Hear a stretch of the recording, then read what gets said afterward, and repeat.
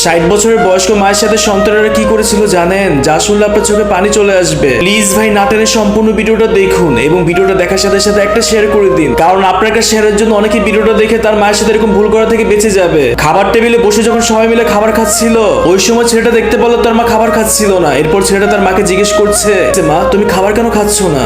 আঙ্গুল দিয়ে ভাতগুলো শুধু নাড়ছো। এরপর মা তার ছেলেকে বলল, আমার কোনো কিছু হয় নাই বাবা, আসলে বাবা আমার তো দাঁত নেই, যার জন্য ভাতগুলো শক্ত মনে হচ্ছে, আমার খেতে কষ্ট হচ্ছে বাবা। মায়ের কাছ থেকে কথা শোনার পর ছেলেটা তার বউকে বলতেছে, আগামী কাল থেকে কাজের মেয়েকে বলবা 2 পাতিলে ভাত রান্না করার জন্য।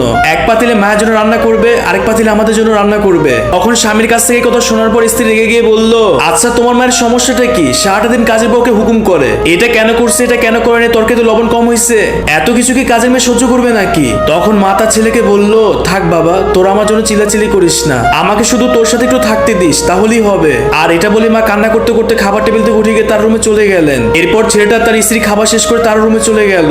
আর রুমে গিয়ে স্ত্রী চিল্লাচিল্লি তার স্বামীকে বলতেছে, দেখো তোমার মা যদি এই বাসায় থাকে তাহলে এই বাসায় আমি থাকবো না, আমি কালকে এই বাসা থেকে চলে যাব, তুমি কালকে এই বাসা থেকে মাকে বিদায় করবা। এরপর ছেলেটা তার স্ত্রীকে বলল, এটা কি করে সম্ভব? এখন মাকে আমি কাল কোথায় রেখে আসবো? প্লিজ এরকম পাগলামি করো না, আমাকে আর কয়েকটা দিন সময় দাও, তখন না হয় মাকে অন্য কোথাও রেখে আসবো। এরপর স্ত্রী রাগ দেখায় বলল, অসম্ভব, তোমার মার কাশির জন্য সারা রাত ঘুমাতে পারি না, এছাড়া তোমার মায়ের রুমের সামনে দিয়ে গেলে বাজে গন্ধ আসে, আমার এসব একদমই ভালো লাগে না, আমি কালকে আমার বাবার বাসায় চলে যাব, তুমি তোমার মাকে নিয়েই থাকো।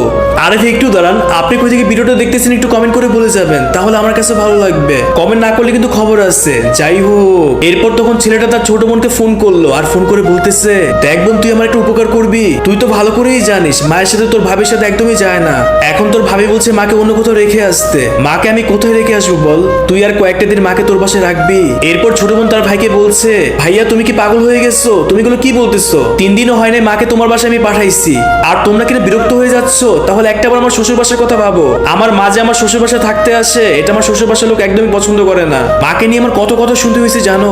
এবার আমার শ্বশুর বাসার লোক একটা কথাই বলে দিচ্ছে, তোমার মাকে আমাদের বাসায় রাখতে কোনো সমস্যাই হতো না, কিন্তু তোমার তো বড় 2টা ভাই আছে, তারা থাকতে কেন তোমার মা তোমার শ্বশুর বাসায় থাকবে? এছাড়া বাবা মারা যাওয়ার পর তোমরা 2 ভাই আমার সাথে কি করেছিলে ভালো করে মনে আছে, তোমরা 2 ভাই সব সম্পত্তি নিয়ে নিয়েছো, এমনকি মায়ের যে সম্পত্তি ছিল সেগুলো তোমরা নিয়ে নিয়েছো।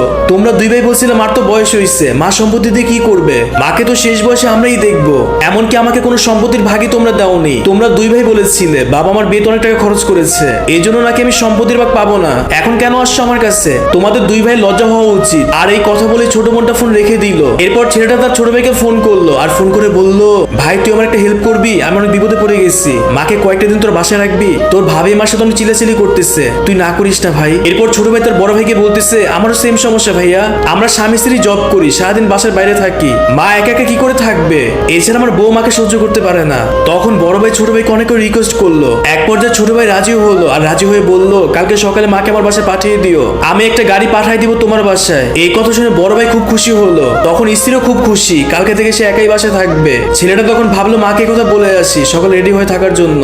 এরপর ছেলেটা যখন বলার জন্য তার মায়ের রুমে গেল, মা তখন ছেলেকে দেখেই বলে ফেললো, আমি বুঝতে পারছি বাবা, এই বাসায় আমার আর থাকা হবে না, আমি তোদের কথা সব শুনতে পেয়েছি, সমস্যা নেই, আমি সকালে রেডি হয়ে থাকবো। একটা কথা কি জানিস বাবা, তুই আমার অনেক আদরের সন্তান, যখন তোর বয়স 5-6 বছর ছিল তখন তুই অনেক ভূতের ভয় পেতি, রাতে ঘুমানোর সময় শক্ত করে জড়ায় ধরতি, আর তোর বাবা তো কাজের জন্য 3 মাস পর পর বাসায় আসতো, তখন রাতে যখন তুই ভূতের ভয় পেতি, আমি ওয়াশরুমে যেতে চাইলে তুই আমার সাথে ওয়াশরুমে যেতে চাইতি, আমাকে ছাড়া থাকতেই পারতি না, সবসময় আমার শাড়ির আসল দিয়ে তুই তোর মুখ মুছতি, আর আজকে আমাকে বিরক্ত মনে করছিস বাবা? বয়সের কারণে হয়তো আমার শরীর থেকে গন্ধ আসে, এই জন্য তোরা আমার রুমেও আসিস না, চিন্তা করিস না বাবা, আমাকে আর তোদের বেশি দিন সহ্য করতে হবে না। তখন মার ছেলে চোখ দিয়ে টলটল করে পানি পড়ছিল, তখন স্ত্রীর কান্নার শব্দ পেয়ে শাশুড়ি রুমে চলে আসলো, আর স্ত্রী এসে দেখলো স্বামী তার শাশুড়ি কান্না করছে। এইসব দেখে তখন স্ত্রী বলছে, এখানে কি নাটক শুরু হয়েছে, তাড়াতাড়ি ঘরে এসো। এরপর তখন ছেলেটা তার চোখের পানি মুছে তার মাকে বলল, কাল সকালে রেডি হয়ে থেকো মা, আমাকে পারলে মাফ করে দিও। আর এটা বলে ছেলেটা তার রুমে চলে গেল। এরপর দিন সকালবেলা ছেলেটা যখন তার মায়ের রুমে গেল তার মা রেডি হয়েছে কিনা দেখার জন্য, তখন ছেলেটা তার মায়ের রুমে গিয়ে দেখলো তার মার এই পৃথিবীতে নেই, তার মা মারা গেছে। মায়ের মৃত্যুর কথা শুনে তখন বোন ভাই সবাই চলে আসলো। এরপর 3 ভাই বোন হাওয়া করে কান্না করছিল, আর তখন বারবার কান্না করে মায়ের কাছে মাপ চাচ্ছিল, কিন্তু তখন মাপ চেয়ে কি হবে, যা হওয়ার তো হয়েই গেছে। তাই সবার কাছে হাত জোর করে বলছি, আপনি কখনই আপনার মায়ের সাথে খারাপ ব্যবহার করবেন না, এই মাই আপনাকে জন্ম দিয়েছে, এই মাই আপনাকে ছোট থেকে বড় করেছে। যাই হোক, আমি জানি না শেষ অবধি কে কে ভিডিওটা দেখছেন, যদি শেষ অবধি ভিডিওটা দেখে থাকেন তাহলে অবশ্যই একটা কমেন্ট করে বলে যাবেন আপনি শেষ অবধি ভিডিওটা দেখছেন কিনা, তাহলে আমার কাছে ভালো লাগবে।